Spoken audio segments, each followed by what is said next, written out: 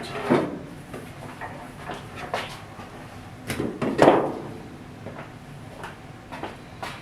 think it's Heinz Ward, Ben Roethlisberger, and Troy Polamalu, 43. Okay. Why is it in a box? In a tub. This thing needs to be out. This camera right here, right? Yeah. Is this?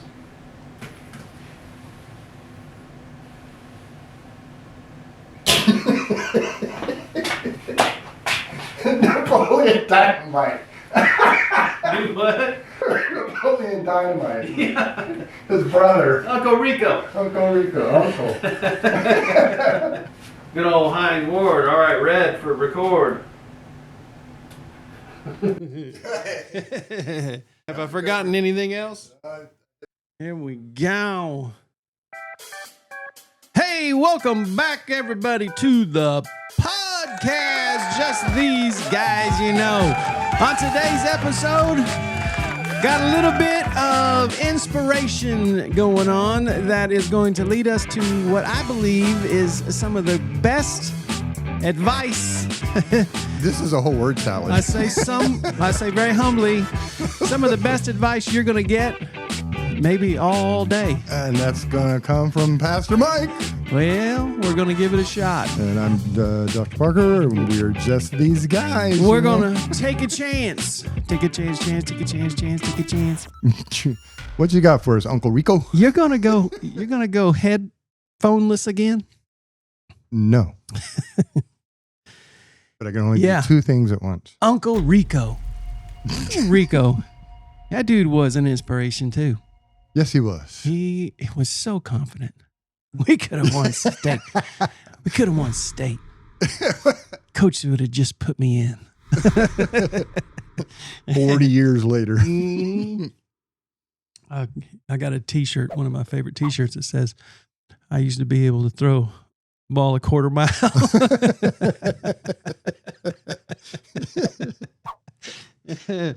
Anyway, so yeah, the inspiration you might have ascertained from the cap that I'm wearing comes from a gentleman who literally 2 weeks ago was sitting on his couch watching the NFL football, and a week later he is on the field playing against the second best defense in the NFL.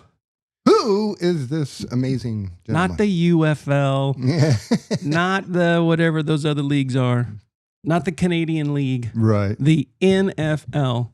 This gentleman, his name is Old Man Rivers. Philip Rivers, 44 years old. He's a grandfather. He is a grandfather. Grandpa. He got 10 kids. Wow. Grandfather. He was coaching a high school football team.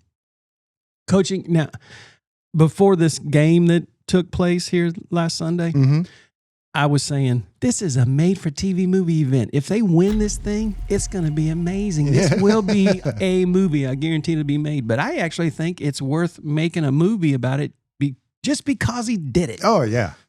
Regardless of whether they won or not, which they lost, for those of you who don't know. But it took a game-winning last-second field goal to beat them. And it's just amazing that he was willing at 44 years old. He was out of the league for 5 years. And he was willing to say, sure, I'll do it. Now, there were some factors that go into it. He knew the system. He actually played there for a year, several years ago. But the guy who's the head coach now has a system that he runs. And Philip Rivers knew that system because he was an offensive coordinator when Philip Rivers was the quarterback for the San Diego Chargers. So there were some connections there that kind of made it, there's at least a chance that we could make this happen. Sure. But it took him getting on the other side of his comfort zone, which the couch is super comfortable. But the reality is most of us, when given a chance, an opportunity to do something risky, we go safe. Yeah. And I'm telling you right now, I have found myself, as I get older, starting to take make safe decisions. And it's time to shake it up. We got a new year coming. It's a natural time to say, okay, what do I want to change? I want to take a risk of some sort. I want to do something that gets me, shakes things up. And then once that happens, I just want, like, even I think about this. This is a connection back to the Colts. We used to live in Indianapolis. You did. Don and I, we moved there. We got married in 96. We moved there in 97. And then my best friend moved to town. A lot of people don't know this. Moved to town in 98. My best friend was Peyton Manning. Oh, man, you didn't know he was my best friend? I did not know. Well, not a lot of people know that. Even he didn't know that. He still, to this day, he doesn't know that.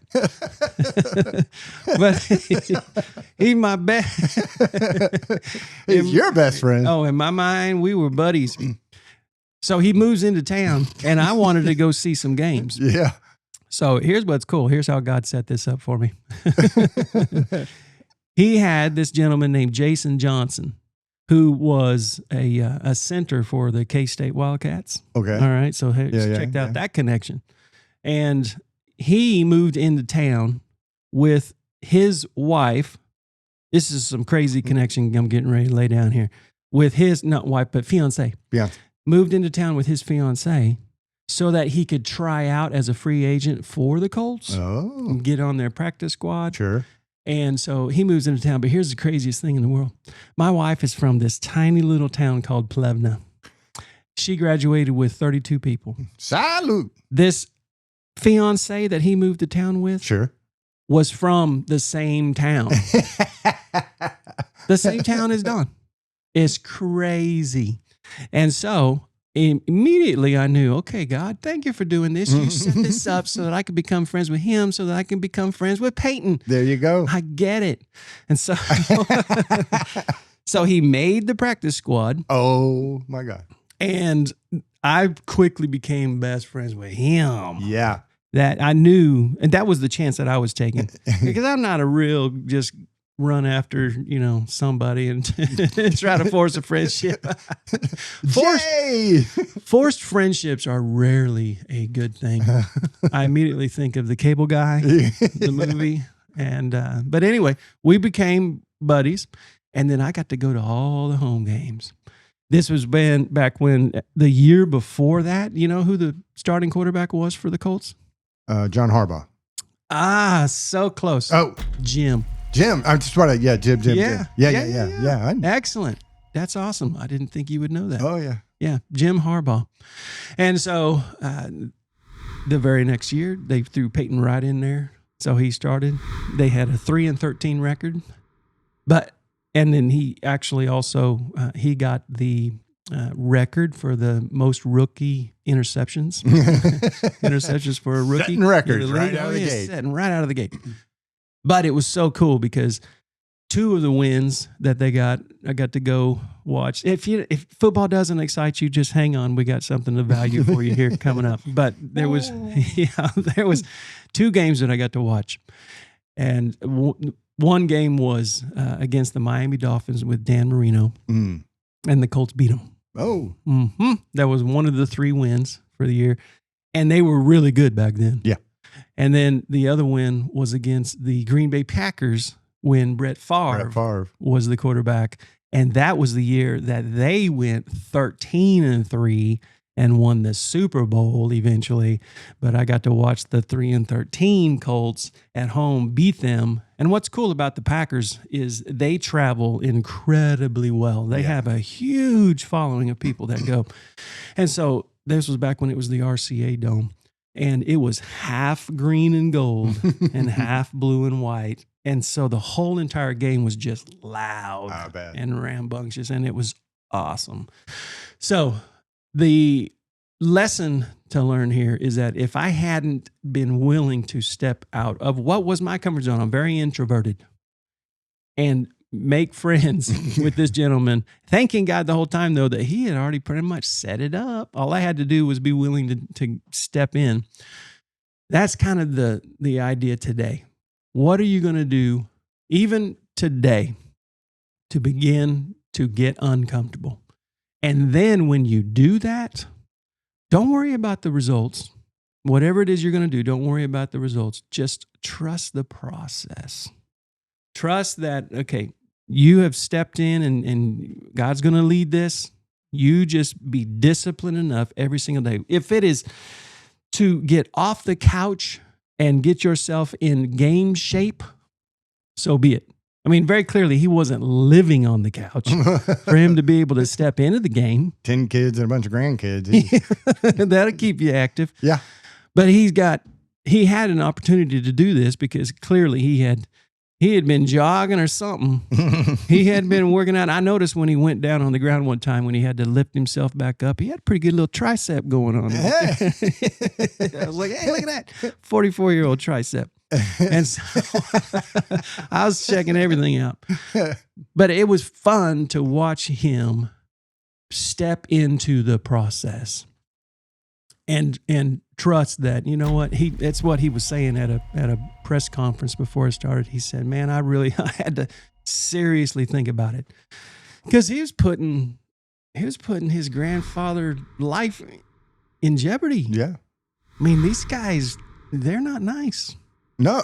The number 2 defense in the NFL is not going to coddle you just because you're 44 years old. And there's probably more of a target. Oh, like, heck we yeah. cannot let this old man come in here and make a fool out of us. Yep. Put him on the ground. Yep. Put him on the ground. Get him off the field. Put him down. Get him out early. Yep. They don't even have another quarterback. No.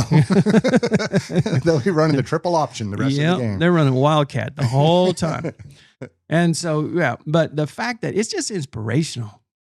The fact that he was willing to take this chance and step in. And now we get to watch him on Monday Night Football coming up. And he trusted the process. Yep. He's in the middle of the process. Yeah, absolutely. You know, this story is not written. Right. He's in chapter 4. Yep, that's right. And I think a lot of times we make our decisions based on what we are hopeful that the results might be. When if we just simply make the decision and then trust the process, the results will take care of themselves. I'm going to say, I think you're wrong. Well, please. I know you usually do. No, I think we make the decision based on we're fearful of what the results might be. Okay, fearful. I mean, who would blame him? Sitting on the couch, gets a phone call, click. You know, and they call him back. He's like, dude, I'm 44. I'm going to get my back broke. I'm going to, get a concussion. I'm going to make a fool out of myself. I'll be the laughing stock. He would fear. I think a regular person would fear what might happen. They would fear how this story plays out, not be hopeful. That would be, obviously a very incredible approach to it. Hey, 44, I can come back. I can throw the ball a quarter of a mile. I'll win the Super Bowl. I'll be on the cover of Wheaties, Yeah, no, I agree with you. Did I say hopeful? Yeah. Okay, I misspoke.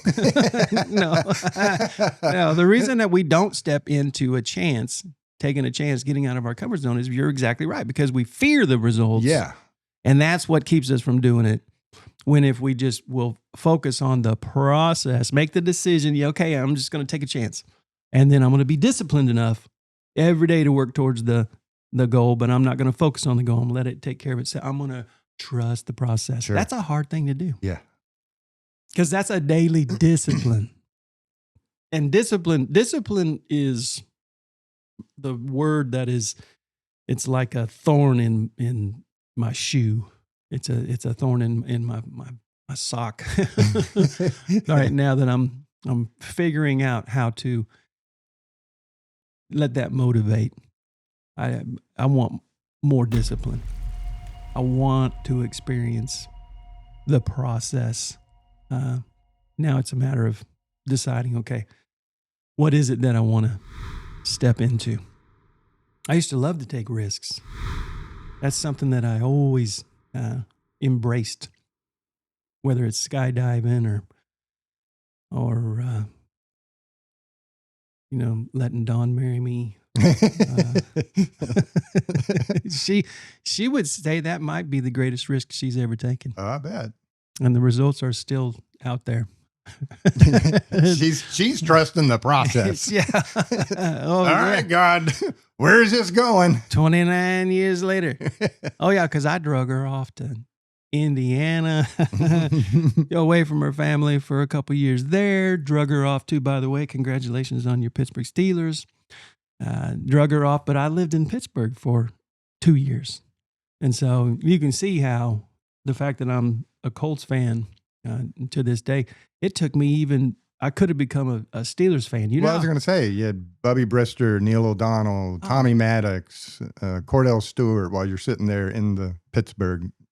None of them tripped your trigger like Peyton Manning. Oh, I know. This is how it's hard to walk away from my best friend. You're loyal. Yeah. Loyal to your best friend. He needs to know this. I should holler at him. But I'm going to call him. you know how hard it is to live in Pittsburgh and not become a fan? Oh, yeah. It's not easy. No. They're nuts up there.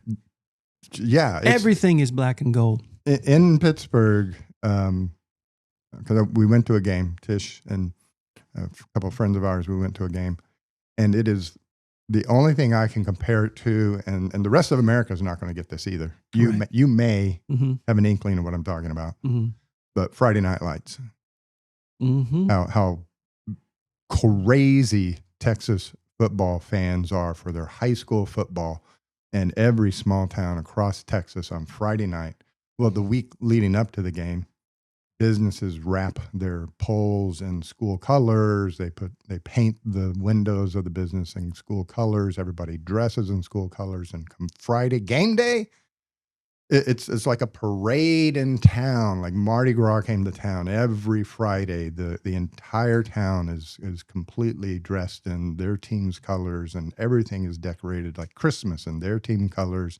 And every single person in town goes to the game. Yeah, and businesses are shut down. You know, fast food restaurants are shut down. Everybody is gone to the high school football game, and then that's all they talk about the rest of the week. And that was my experience when we walked into Pittsburgh. This was like Friday night, West Texas high school football. They're that crazy for their teams. Yeah. So whatever the risk is for you, whatever that chance taking a step into something, whatever it is, the lesson for me right there is the next step is get excited about it. How well this goes may very well depend on just how invested you are. Matter of fact, I think that's everything. So get excited about it. Get excited think about this. There's two approaches, and maybe we can wrap up with this. There's two approaches to life, really. It's either you're going to be fearful of how things are going to go, or you're going to be excited about how well things are going to go. You're either coming at this from a negative perspective or a positive perspective. So I have, and I just have to admit this, because we've been doing this for almost 3 years, and I'm still struggling with something. I'm still struggling with thinking about how poorly things may go instead of being excited about how well things may go. And that's all the difference in the world. And that's, you're not alone in that camp. Everybody, including myself. Yeah. That those thoughts rise up. How, it's hard not to see how this could, fail.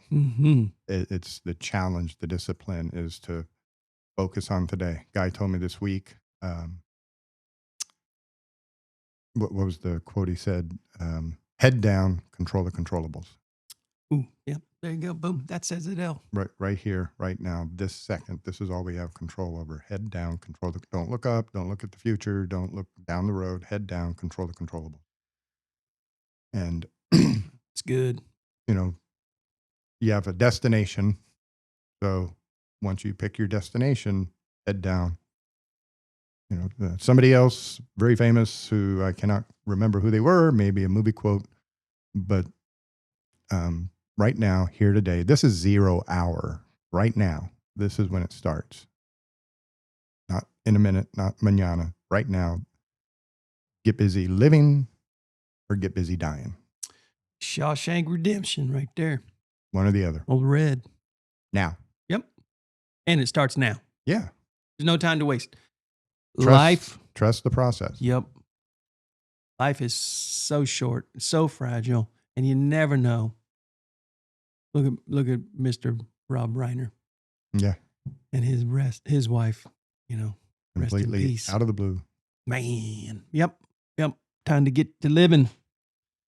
That's good. All right. Well, I'm going to give old Peyton a call. Okay. Well, come on, Colts. I'm trying to remember who they're playing on Monday. Gosh dang. Well, y'all can Google it. It's already a made-for-TV movie. Yes, it is. All right. Well, thank you, everybody, for joining us on this awesome day. Go get it. Go figure out what it is that's going to make your blood flow and then go for it. Look forward to how amazing it's going to go. Nothing but opportunities. Thank you, Doc. Thank you, Mike. Mm-hmm. Thank you guys for tuning in. We'll see you next week. Have an awesome week.